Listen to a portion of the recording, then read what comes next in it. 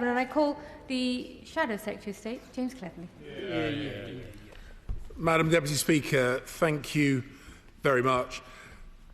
The UK needs a vibrant and fluid private rental sector, and we need it to deliver communities that are happy and cohesive, and we need it to deliver fairness, we need it to deliver stability, and we need it to deliver security for families.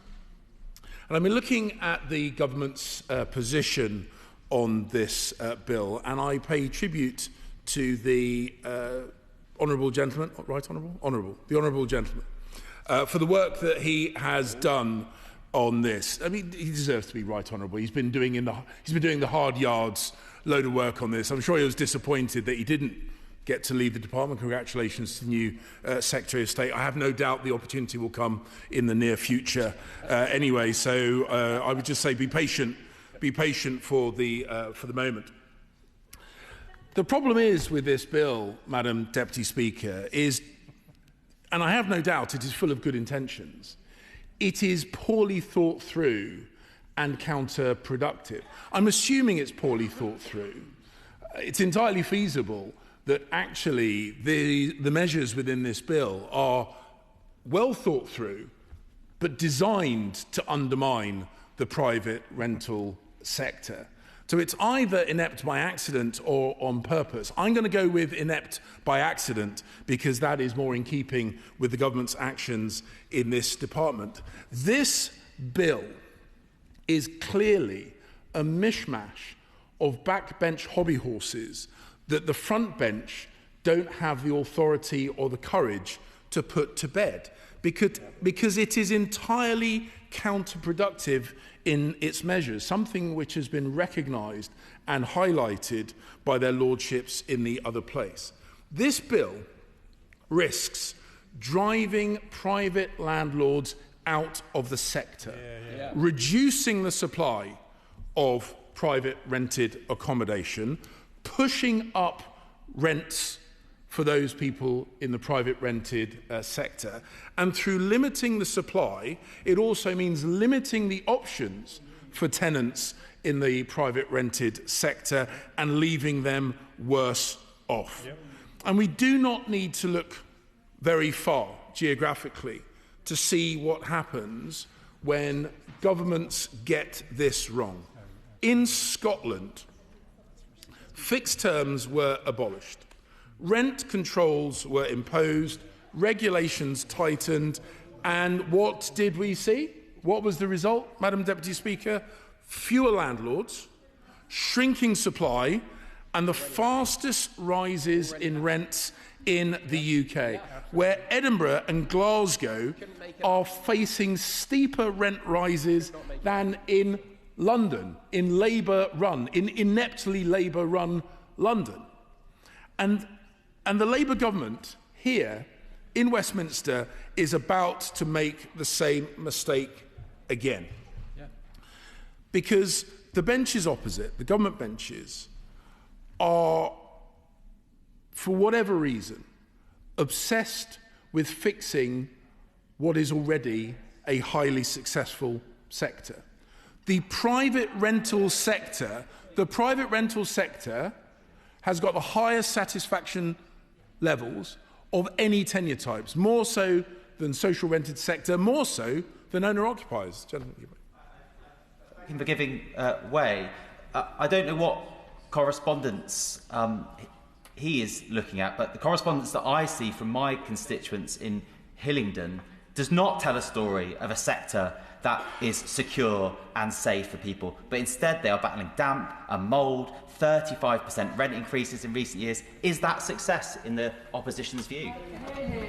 The honourable gentleman makes the classic statistical error of taking his inbox and assuming that is representative of all the people within a sector. Has it not occurred to him that perhaps the people who are happy in their private rented accommodation don't tend to write to their MPs saying, apropos of nothing, I just want to let you know that I am happy. And I have it on good authority from my good friend and colleague that actually he is not doing a terribly good job of championing the social rented sector in his own constituency. So he seeks to deny the private rented sector, simultaneously denying people the social rented sector. I'm not sure where he thinks people in his constituency should actually live. But the point is, Madam Deputy Speaker, this is a mishmash of incoherent proposals that is designed not to improve the private rented sector. It is designed to keep angsty backbenchers happy. And what the front bench is already starting to learn, is you cannot pay political Danegeld to your own backbenchers. They will be insatiable. They will be, I give you due notice, they will be insatiable. They will take whatever red meat you're throwing to them and they will ask for more. We're already seeing this, Madam Deputy Speaker, with the proposed changes to the social security, to disability. They had plans on the front bench. The backbenchers had other plans. And guess who won? The courageous leadership shown by the turbulent backbenchers. And they will see this again with this issue. Yep. And on these benches, we understand that a good tenure mix is actually really good for the UK. And we took measures to improve the private rented sector, but we made sure that we did it in the right order. We made sure that the courts were ready. Go on. I thank the Honourable Member for giving way, and I was intrigued by his remarks about the success of the sector. And if the sector was so successful, why is it that there has been a consistent position from the opposition benches, both when they were in government and, I believe, as they went into the previous election, to go forward with ending no fault eviction? If the sector is working so well, I'm confused. I would be grateful if he could explain. Thank you. Well, Madam Deputy Speaker, it's interesting that on the one hand we have voices from the front bench saying we didn't do anything, and at the same time we have voices from backbenches saying we were doing something. So perhaps they should coordinate their criticism. The point is, under the last Conservative government, we understood that there was need to reform the system, but that every part of the system needs to be ready. And that is why we made sure that the justice system was ready first before we started making changes to the legal frameworks, giving tenants and landlords and courts the time to adjust. But the Labour government, the Labour front bench, has abandoned that discipline. Madam Deputy Speaker, the changes that were put forward by their lordships in the other place came about through careful consideration of the provisions in the bill and their actual implications in real-world scenarios, not in the fantasy world of so many of the Labour backbenchers. And the Labour government was defeated in the other place on several important amendments. And taken in combination, there is a pattern to those government defeats, because time and time again, government ministers accepted a principle, but then when it came to taking action to deal with that principle, they fell short. To give you some examples, Amendments 87 and 88 in the name of Lord Keith. They would raise the standard of proof for financial penalties beyond reasonable doubt. And the principle is clear. Setting serious penalties requires serious evidence. The Noble Lord Keane made the case powerfully in the other place, and yet the government still refuses to act. And in doing so, introduces both landlords and councils with a huge degree of uncertainty. And uncertainty is toxic to the provision of homes in this sector. So making these changes will reduce the housing supply.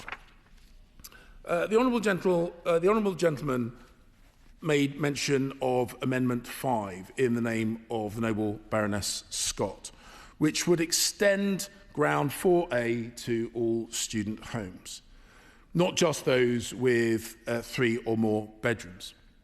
And this is another example of where the government accepted the principle and the need to act in that in the student rented sector, it is important that the tenures match the academic year to give landlords in this sector a credible chance of matching the tenancies with the academic year. They establish that as a principle. They agree with that as a principle, but then set about excluding 1 and 2 bedroom properties, as if students are never accommodated in 1 or 2 bedroom properties. And seeing as the backbenchers were keen to personalise examples, my own son, who is a student, is currently accommodated in a 2 bedroom flat. So why would the landlord of that accommodation be outside scope, where the landlord of a student property with 1 more bedroom would be within scope? And the idea that somehow we can't work out who is or is not letting to students is a nonsense, because students, of course, have their own council tax category. It is often the case that they can only get student accommodation and enjoy the benefits of that student discount for council tax by proving they are a student. So it is a really easy cut-off to say all student accommodation can fall within scope. So they accept the principle, but then fail to address the issue. Again, accepting the logic, but then doing nothing about it. Amendment 53A, in the name of the noble Lord de Clifford. This is about making sure that tenants who have pets and they want to rent with pets, and the landlords who want to rent to people with pets can both have a degree of security. Again, the government accepts the principle that pets are likely to cause more damage to rental property than tenants without pets. They accepted that principle when they put forward the idea of a special insurance product to cover such damage. If they didn't believe that tenants with pets were likely to cause more damage, they wouldn't have gone down this road of exploring an insurance product specifically for pets. But they did. So they established the principle, and then when it became clear the insurance products were too difficult and the sector wouldn't bring them forward, they basically said, oh, actually, you know what, we're just going to ignore it. Again, recognising a challenge, but doing nothing about it. The amendment puts forward a sensible and credible additional deposit to protect against the higher likelihood of damage from a pet. And I should declare an interest, Madam Deputy Speaker. I should declare an interest. I have pets. I have pets. I rent a property. I have my pets in that property, and I recognise you need to keep a close eye on my terriers because they love digging. And sometimes they dig in the garden, but they're not quite so disciplined not to attempt to dig in the carpet in the house as well. And I recognise that. And I recognise that as a tenant, you need to take additional responsibility, but I also recognise that it is totally legitimate for landlords to want to seek additional protection. Yeah. The government bench recognises, but then does nothing about it. Amendment 21, again, in the name of the noble Lord de Clifford. This is about creating the framework whereby a landlord can evict a tenant in order to create space for someone who would then go on to care for them. And the reasoning that we had from the government benches just now, I thought was really quite shocking. The idea that the only people who might be interested in putting this forward were the members of the other place, the implication being that they have these large properties and it is all about self-interest. the argument was they're only a small cohort, they're only a small number of people that this might be relevant to, and because they're small in number, we can ignore them. An interesting political philosophy that small groups of people can be comfortably ignored by governments. That's certainly not the politics that I want to... Go on, give way. I thank the Right Honourable Member for giving way. Earlier on, when he responded to my honourable friend and he was saying that he didn't need to pay any attention to the people who were contacting him and the people who were in his inbox, was he not exactly advocating for saying that because it's a small number of people, we shouldn't listen to them and we should accept these amendments so that this can be watered down? Is he not arguing both sides of the same coin on this? If the honourable gentleman is going to criticise what I say, he should at least listen to what I said. What I said was that extrapolating out... No, get it right first time. Get it right first time.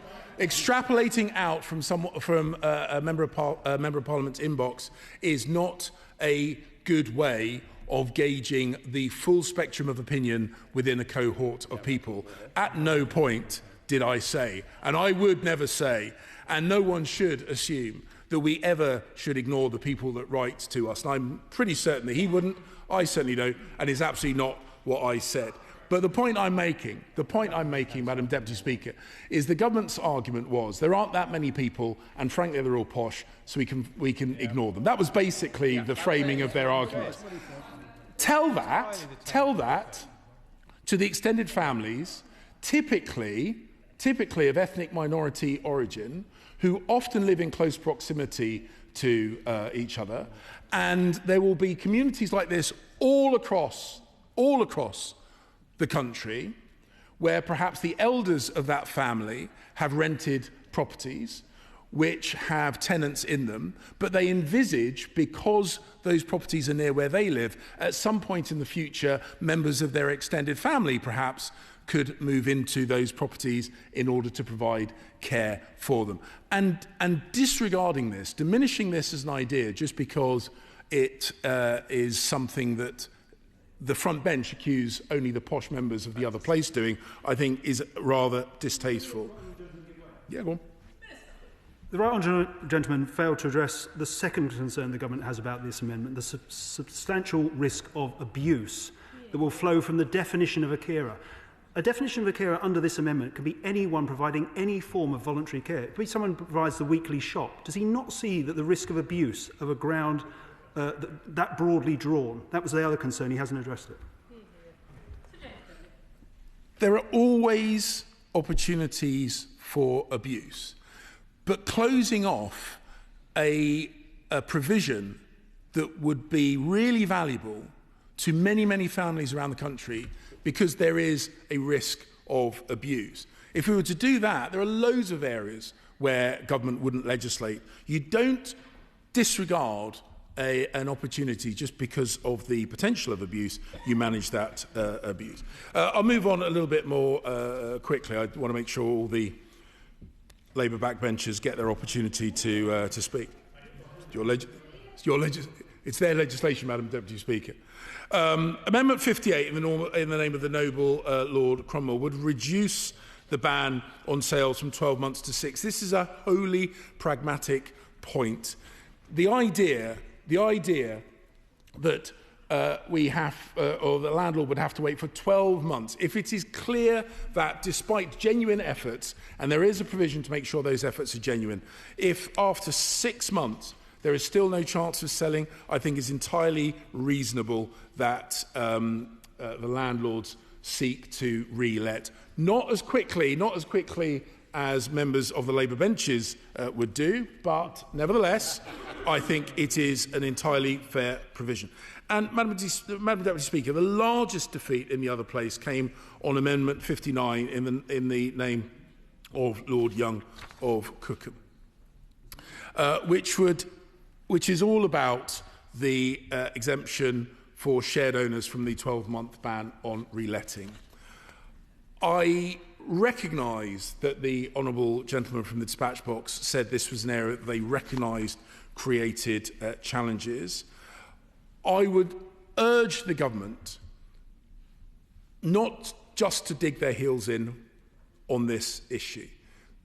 The cohort of people that this amendment envisages are often people in the most need to have that flexibility. People are often not of significant financial means, and limiting their options when it comes to perhaps a distressed asset would be entirely wrong. I have no doubt that the honourable gentleman recognises that. I would urge him to move quickly to get resolution on this, to reassure this chamber and the other place that those people are not going to be disadvantaged by this legislation. Madam Deputy Speaker, the amendments put forward by the other place are well thought through. They attempt to create this mishmash of a bill and knock it into some credible shape, providing protection for tenants, providing a bit of reassurance for landlords so that they continue to provide a supply of private rented accommodation to help people get on the housing ladder, to help people live in homes that they love and that they value, in communities that they cherish. And if they just choose to blindly ignore the amendments from the other place, this bill, I have no doubt, will have the effect of reducing the number of landlords, reducing the number of homes, increasing the scale of rent, and that is the opposite of what any of us in this chamber should want. And that is why, Madam Deputy Speaker, we will be supporting the amendments that have come through from the other place. Yeah.